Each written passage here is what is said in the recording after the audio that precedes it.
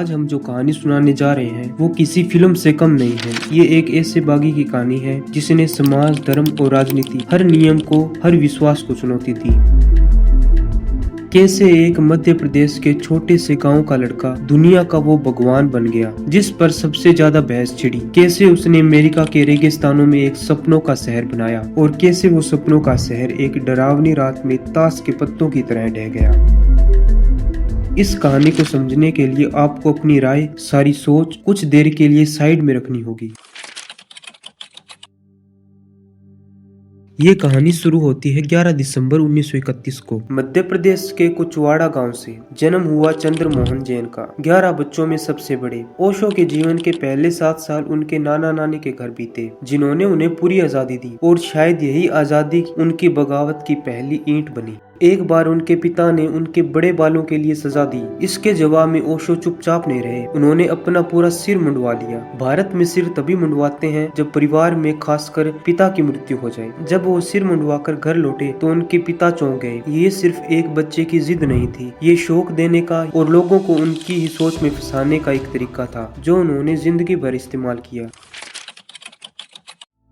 21 मार्च 1953 जबलपुर का एक बगीचा। ओशो ने दावा किया कि इसी दिन एक मोलसरी के पेड़ के नीचे उन्हें संबोधि यानी उन्हें सच्चा ज्ञान मिला। वो कहते हैं उस रात चंद्र मोहन मर गया और वो बाद में फिलोसफी के प्रोफेसर बने, लेकिन उनकी बातें किताबी नहीं थी। वो छात्रों को बहस करने के लिए उकसाते थे। वो गांधी की आलोचना करते थे और धर्मों पर भी वो व्यंग्य करते थे। 1966 में उन्होंने प्रोफेसर की नौकरी छोड़ दी। 1974 में उन्होंने पुणे में अपना आश्रम खोला और दुनिया भर से, खासकर पश्चिम से, अमीर और भटके हुए लोग उनकी तरफ चुंबक की तरह खींचे चले आए। यहाँ सब कुछ अलग था, उनका ध्यान भी बहुत अलग था। वो यहाँ डायनामिक मेडिटेशन करवाते थे, जहाँ लोग कूदते थे, चीखते थे, रोते थे, अपना सारा गुस्सा, अपनी दबी हुई भड़ास बाहर निकालते थे। 1981 में उन्होंने भारत को छोड़ दिया और अमेरिका के ओरेगन में एक बंजर रेगिस्तान में 65,000 एकड़ की जमीन खरीदी। यहाँ जो हुआ वो एक चमत्कार था। कुछ ही सालों में हजारों भक्तों ने उस रेगिस्तान को एक हाईटेक शहर में बदल दिया और उस शहर का नाम रख दिया रजनीशपुरम। सोचिए, एक शहर जिसकी अपनी पुलिस थी, अपना फायर स्टेशन था और अपने रेस्टोरेंट। ये जोरबाद बुद्धा का सपना था, यानी एक ऐसा इंसान जो बाहर से दुनिया का मजा ले रहा हो और अंदर से शांत हो। और इस जोरबाद बुद्धा के पास थी 93 रोल्स रॉयस कारें, एक फकीर और 93 लग्जरी गाड़ियाँ। जब मीडिया ने पूछा तो ओशो ने कहा, मैं जानबूझकर अमेरिका समाज के पाखंड, उनके लालच को भड़का रहा हूँ। ये वही शौक टैक्टिक था जो बचपन में सिर मुंडवाकर अपने पिता को हैरान कर दिया था। जैसे ही रजनीशपुरम बसा, ओशो ने एक अजीब फैसला लिया। वो 1984 तक लगभग 3 साल के लिए सार्वजनिक मौन में चले गए, यानी लोगों से बात करना बंद कर दिया। और जब राजा चुप होता है तो वजीर सत्ता संभालता है। वो वजीर थी उनकी पर्सनल सेक्रेटरी माँ आनंद शीला।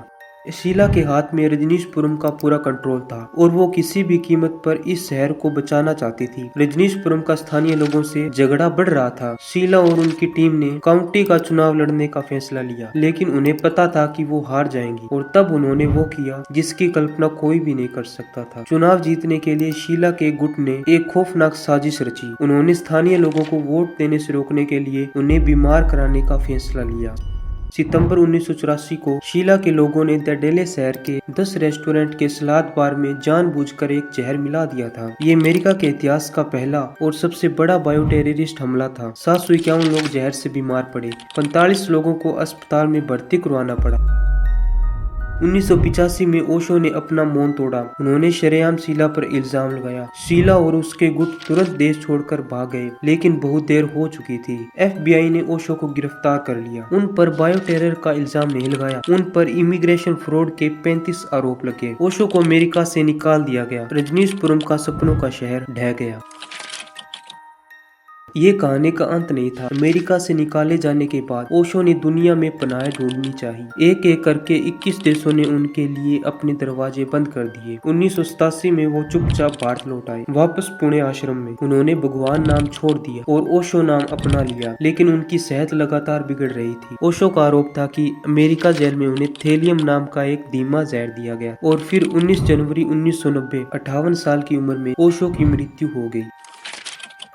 आश्रम ने कहा उनकी मृत्यु हार्ट अटैक से हुई। लेकिन यहाँ से शुरू होता है ओशो की मौत का रहस्य, जो आज तक नहीं सुलझा। ओशो की मौत से रिलेटेड दो थ्योरी है। पहली थ्योरी कहती है कि अमेरिका सरकार ने उन्हें जहर दिया था, लेकिन जो दूसरी थ्योरी है वो बहुत डरावनी और खौफनाक है। ओशो के अपने डॉक्टर गोकुल गोकाणी ने सालों बाद एक हल्फनामे में दावा किया कि 19 जनवरी की सुबह उन्हें आश्रम में बुलाया गया, पर उन्हें ओशो से नहीं मिलने दिया गया। जब उन्हें शाम को ले जाया गया तब तक ओशो का शरीर बर्फ की तरह ठंडा पड़ चुका था। डॉक्टर का अंदाजा था कि मौत घंटों पहले हो चुकी थी। उन पर हार्ट अटैक को मौत का कारण लिखने के लिए दबाव डाला गया ताकि पोस्टमार्टम ना हो सके।